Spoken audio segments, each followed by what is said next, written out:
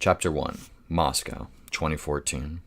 Dima opened his eyes, a second of blankness before he remembered where he was and why. The call could come at any time, they'd said. It was just after 3. Bulganov's voice was thick with fatigue. He told him when and where. He started to give directions, but Dima shut him up. I know where it is. Just don't fuck up, okay? I don't fuck up. That's why you hired me. Dima hung up. 4:30, a stupid time to choose to swap a girl for a suitcase of money, but he wasn't making the decisions. Remember, you're just the courier, Bulganov had said, trying to swallow his pain. Dima called Kroll, told him 20 minutes. He took a cold shower, forcing himself to stay under until the last traces of sleep were gone. He dried, dressed, gunned a Red Bull. Breakfast could wait. He gave the case one last check. The money looked good. US dollars, 5 million, shrink wrap. The price of oligarchs' daughters was going up. Bulganov had wanted to use counterfeit, but Dima had insisted. No tricks or else no deal. Barely a dent in the man's fortune, not that it stopped him trying to beat them down. The rich could be very mean, he'd learned, especially the old ones, the former Soviets, but the Chechens had set their price, and when a fingernail arrived in the post, Bulganov caved. Dima put on his quilted coat, no body armor. He couldn't see the point. It weighed you down, and if they're going to kill you, they'd aim for the head. No firearm either, and no blades. Trust was everything in these exchanges. He handed in the keycards at reception. He'd paid last night. The woman on the desk didn't smile, glanced at the bag. Going far? Hope not. Come back soon, she said without conviction. The street, still dark, was empty except for clumps of old snow. Moscow under new snow he liked. It rounded off the sharp edges, covered up the grime and the litter and sometimes the drunk. But it was April, and the frozen remnants clung to the pavements in long, winding fortifications, like the ones they'd been made to dig at military school. The tall, gray buildings disappeared into low cloud. Maybe winter wasn't over just yet.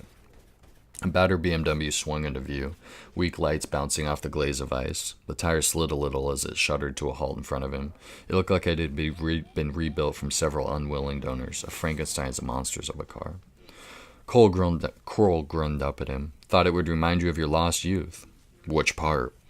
Dima didn't need any reminders. Any idle moment and the old times crowded in, which is why he did his best to be idle. Kroll got out, popped the trunk lid, and hefted in the bag, while Dima took his place at the wheel. The interior smelled of sauerkraut and smoke. Troikas. You wouldn't catch Kroll with a Marlboro. He preferred those extra carcinogens that came in Russian tobacco. Dima glanced at the ripped back seat, a bedroll, some fast food boxes, and an AK, all the essentials of life. Kroll slid in, saw the expression on Dima's face. You living in this crate? Kroll shrugged. She threw me out. Again, I thought you'd got the message by now. My ancestors lived in yurts. See, we're going up in the world. Dima said it was Kroll's nomadic Mongol blood that got in the way of his domestic life, but they both knew that it was something else, a legacy of having lived too much, seen too much, killed too much. Spetsnaz had trained them to be ready for anything, except normality. He nodded at the back seat. Katya has standards, you know. One look in here and she might decide to stick with her captors. He moved the shift into drive and they took off, fishtailing in the slush.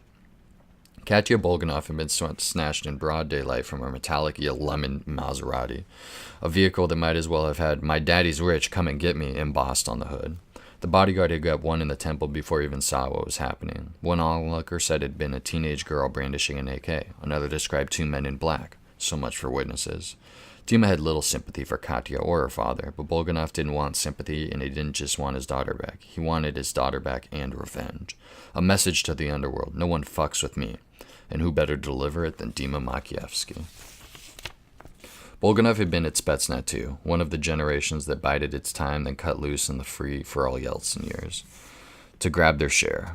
Dima despised them, but not as much as those who came after, the gray, lifeless micromanagers. Khrushchev, his last boss, told him, "You played the wrong game, Dima. You should have shown some restraint." Dima didn't do restraint. On his first posting in Paris as a student spy in '81, he discovered that his own station chief was preparing to defect to Britain. Dima took the initiative, and the man was found floating in the Seine. The police settled for suicide, but initiative wasn't always appreciated. Enough people higher up thought he had done too well too soon, which is how he ended up in Iran training Revolutionary Guards. In Tabriz, near the Azeri border, 2 recruits on his watch raped the daughter of a Kazaki migrant worker. They were only 17 years old, but the victim was 4 years younger. Dima got the whole troop out of their bunks to witness proceedings. That made them stand close enough to see the look on the boys' faces. 2 shots in the temple. The troop excelled in discipline after that. Then in Afghanistan, during the dying months of the occupation, he witnessed a Russian regular soldier open up on a car full of French nurses. No reason, out of his head on local junk. Dima put a bullet in the corporal's neck while he was still firing, tracer rounds arcing into the sky as he fell. Perhaps if he'd shown more restraint, he would at least still be at Spetsnaz, in a civilized posting where he could use his languages, a reward for the years of dedication and ruthlessness, not to mention the chance to reclaim a bit of humanity. But Solomon's defection in '94 had done for Dima's reputation. Someone had to take the rap. Couldn't he have seen it coming? At the time, no. With hindsight, maybe. The only consolation he'd packed in the drinking and that he had been the toughest missions. The streets at this hour were almost empty, just as they'd used to be all day long in his childhood. Under the throngs of imported SUVs, Moscow's vast avenues lost their grandeur. There was a queue to get up onto the Kramsky Bridge, where a beat-up Lada had been rammed by a Buick. Doors open, 2 men shouting, one wielding a crowbar, no police in sight. 2 drunks staggered along the pavement, joined at the head like Siamese twins, plumes of vapor rising from them into the frozen air. When they reached the BMW, they paused and stared. They were men from the past, probably no more than 50 years old, but with faces so ravaged by drink and bad diet they looked much older. Soviet faces. Dima felt an unwelcome sense of kinship. Not that they would have known. One spoke inaudible through the glass, but Dima's lips read, immigrants. Kroll tapped him on the shoulder. The lights had changed. Where are we going anyway? He told him. Kroll snorted. Nice. Residents sold the window glass so the authorities could put up plywood instead. Capitalism. Everybody's an entrepreneur. Kroll was off. Fact, there are more billionaires in Moscow than in any other city in the world. 20 years ago, there weren't even any millionaires. Yeah, but probably not around here. They passed rows of identical blocks of flat, monuments to the workers' paradise, now filled with the drugged and the dying. Tombstones in a giant's graveyard, said Kroll. Easy on the poverty. It's a bit early for me. They parked between an inverted Volga, stranded on its roof like an upturned beetle in a Merc. The passenger compartment burned out. The BMW blended right in. They got out. Kroll lifted the trunk lid and reached in. Dima moved him aside. Careful with your back. He lifted the bag out of the trunk and set it on its wheels. Big bag, big money. Dima handed Kroll his phone. Kroll tapped his shoulder where his Bulgaria was holstered. Sure you want to go in naked? They're likely to scan me. Besides, it will impress them. Oh, you want to look like a tough guy? Why didn't you say? They exchanged a look. The look that said it could be their last. 20 minutes, said Dima. Any longer? Come and get me. The lift was dead, its doors half closed on a crushed shopping trolley. Dima collapsed the grab handle of the case and lifted it. The stairs stank of piss. Despite the hour, the building was alive with the thump of rap and domestic disputes. If it came to an exchange of fire, no one would hear or even care. A boy of no more than 10 came past, with the low nasal bridge and pinched cheeks that Dima recognized as fetal alcohol syndrome. The grip of a pistol stuck out of his hoodie pocket, a dragon tattoo on his gloveless white hand. The kid paused, glanced at the bag, then Dima, considering. Behold the flower of post-Soviet youth, Dima thought. He wondered if he had been right not to bring a gun. The boy, expressionless, moved on. The metal apartment door made a dull clang as he thumped it. Nothing. He thumped again. Eventually it opened half a meter to reveal the muzzles of 2 pistols, the local equivalent of a welcome mat. He stood back so they could see the case. Both of the faces behind were shrouded in ski masks. The men stepped back to let him enter. The apartment was dark. Candles on a table gave out a ghostly glow. The smell of fried food and sweat hung in the hot, dry air. One man pressed a pistol into Dima's forehead while the second, shorter one patted him down, squeezing his genitals as he went. Dima had to force himself not to kick out. He sent a stern command to his foot, ordering it to stay on the floor while he collected all the data he could. The shorter one, probably late 20s, left-handed, stiff movement in his left leg, which bent awkwardly, probably from a wound to the left lower abdomen or hip. Useful. The other, straight and tall, almost 2 meters, looked younger and fitter, but being a terrorist had lived on a poor diet and had neglected to exercise. The sight of their faces would have helped, but the job had taught him to access character from movement and body language. A mask was a sign of weakness, another useful pointer. A slight tremble from the gun trained on him. Inexperience. Enough. The voice that rang from further in the gloom, followed by a low, cancerous chuckle, was instantly recognizable. The room became clear, empty except for the low table strewn with candles, a takeaway pizza box, 3 empty Baltica cans, a pair of aged APS Stenchkin machine guns, machine pistols, and a couple of spare mags. Behind the table squinted squatted a huge red plastic sofa that looked like it had come from a cheap brothel. "You've aged, Dima." The sofa creaked as Vatsaneyev hauled himself to his feet with the aid of a stick. He was barely recognizable. His hair was gray and ragged, and the left half of his face had sustained severe burns. The ear, almost gone, under shiny, livid scar tissue that twisted round to one end of his mouth. He let the stick drop and opened his arms. The knobby fingers splayed. Dima stepped forward, let himself be embraced. Vatsaneyev kissed him on both cheeks, then stepped back. "Let me get a good look at you." He grinned, half his top teeth missing. "At least try to act like a terrorist. You sound like my great aunt. I can see some gray on you. At least I have all my teeth and both my ears." Vatsaneyev gave another chuckle and shook his head, his black eyes almost disappearing into the folds of flesh. Dima had seen men in all of the stages between life and death. Vatsaneyev looked closer to the latter. He let out a long sigh, and for a moment they were comrades again. Soviets, united, brother in arms for the great cause. "History has not been kind to you, Dima. A toast to the old days?" He gave a theatrical wave at the half-empty bottle on the table. "I've given up." "Traitor." Dima looked to his right and saw two corpses, both women, half covered with a rug, overdone, doll-like makeup on the one who still had a face. "Who are they?" "The previous tenants behind on their rent." They were back in the present. Vatsaneyev stepped back to reveal the huddled bundle on the sofa. "Allow me to introduce our guest." Katya was barely recognizable from the glamour sheds Dima had been shown. Her stained hoodie almost obscured her face, which was a blotched mess. Eyelids swollen from tears and exhaustion, the ragged bandage on her left forefinger was gray, topped with a dullish brown-red stain. Her blank eyes met Dima's, and he felt an unfamiliar stab of pity. "Can she stand? I'm not carrying her down those flights." Vatsaneyev glanced at her. She walks and talks, and is now maybe a little wiser to how the other half lives. Katya's eyes focused on Dima, then her gaze moved slowly to the doorway to her left, and then back to him. He made a mental note to thank her later. If there was a later, he gestured at the case. He wanted them to start counting soon. "You're getting greedy in your old age, Vatsaneyev. Or is this your pension?" Vatsaneyev glanced at the money and nodded thoughtfully. "You and me, Dima, we don't do retirement. Why else are you here in this godforsaken shithole at this ungodly hour?" They looked at each other, and for a second the years that separated them vanished. Vatsaneyev reached forward, clasped him by the shoulder. Dima, you need to move with the times. The world is changing. Forget the past. Forget the present even. What's coming will change everything. Trust me." He let out a barking cough, exposing gums where teeth had once been.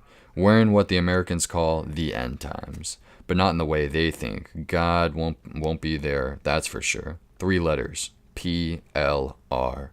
Time to polish up your Farsi, my friend." They had served together in Iran during the war with Iraq, comrades and rivals. Dima had to arrange Vatsaneyev's release from the Iraqis, but not before they had stamped on his back and pulled out all his fingernails. They had even stayed in touch after the breakup of the Soviet Empire, but Vatsaneyev had gone underground after Granzi fell to the Russians. Now they faced each other in a dead hooker's flat, mercenary and terrorist, two professions that were on the up. Dima swung around suddenly. The two ski masks jumped. He bent down and unzipped the case, and with the flourish of a black marketeer presenting his booty, flipped back the lid to reveal the neatly packed dollars. Bulganov wanted it all back, but that might have to be Kroll's task. The ski mask stared in wonder. Good, more signs of innocence. Vatsaneyev didn't even bother to look. "Aren't you going to count them?" He looked perturbed. "You think I don't trust my old comrade? It's Bulganov's money, not mine. If I were you, I'd check every one, front and back." Vatsaneyev smiled at the joke, then nodded at his boys, who knelt down and eagerly started to pull at the tightly packed bundles. The atmosphere in the room relaxed a little. Dima noticed that a dark stain had spread from under the rug and had been thrown over the dead hookers. The shorter Chechen holstered his pistol, but the other left his on the floor by his left knee, less than 2 meters away. Dima wished he knew who or what was in the next room, but it was now or never. "I need a piss. Where's the toilet?" Dima leapt forward, appearing to trip over the table, which tipped on its side. He slammed down hard on top of the younger thug, who folded in on himself like a book. As he landed, Dima lunged for the pistol on the floor with both hands. He found the trigger with one, racked the top slide with the other, and without raising it, fired first at the taller one, hitting him in the thigh. The man sprang backwards, offering Dima a better target. The bridge of his nose exploded with petals of bloody flesh. Still the gun under him. Dima aimed another shot into the groin of the man beneath him and felt the explosion as he went slack. Without pausing, Dima rolled himself over the open case of money and across the corner diagonally opposite the open door. Looking back, he saw the sofa was empty. Vatsanev was bent over the upturned table trying to reach one of the guns with his stick. Dima lost a whole second as a remnant of embedded kinship stopped him taking a shot. He recovered enough to pull a bullet into Vatsanev's shoulder. Katya was nowhere to be seen.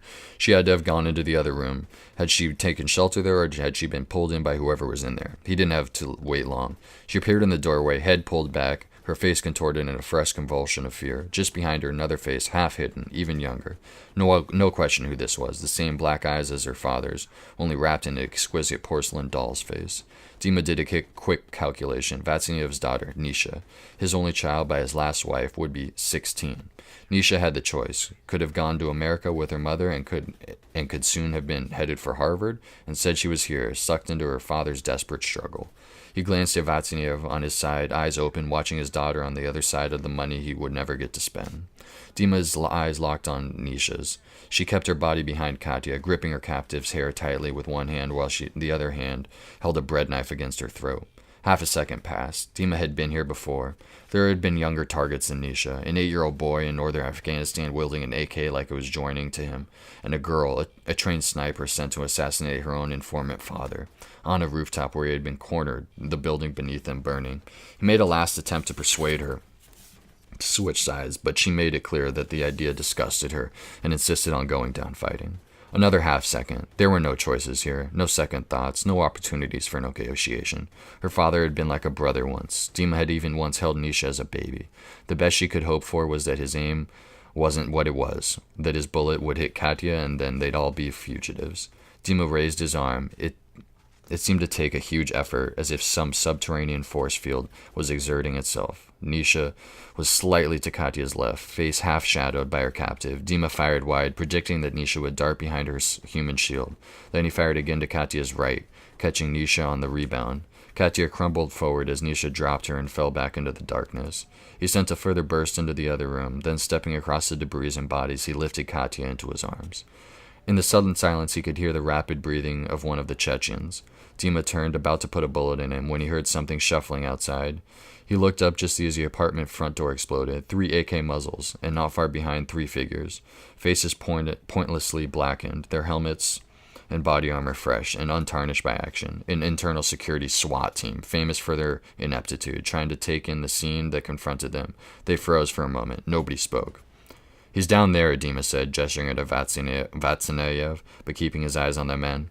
He could hear Vatsanev struggling to lift himself in his wheezing whisper. Dima, don't let them take me." One of the SWATs stepped forward, lowering his weapon. "Dima Motskievsky, you're to come with us." "On whose authority?" "Director Polyov." "Am I under arrest?" "No, you have an appointment." "Can we make it later? I'm a bit busy." Kroll appeared in the doorway behind them. "Sorry, I wasn't able to warn you. Shall I take the goods?" At the words goods, one of the SWATs fixed his gaze on the money. As the SWAT nudged his pal who'd clocked Katya as part of the package, Dima swung his own weapon up into his face. The second one, weighing up whether to ditch his nice steady job for a case full of dollars, left Dima plenty of time to ram the gun into his balls. Dima looked around at Vatsanev and gave him a single nod. Looking back at the men, he said, "Just a moment." Then he looked once more back at his old comrade and put a bullet in his head.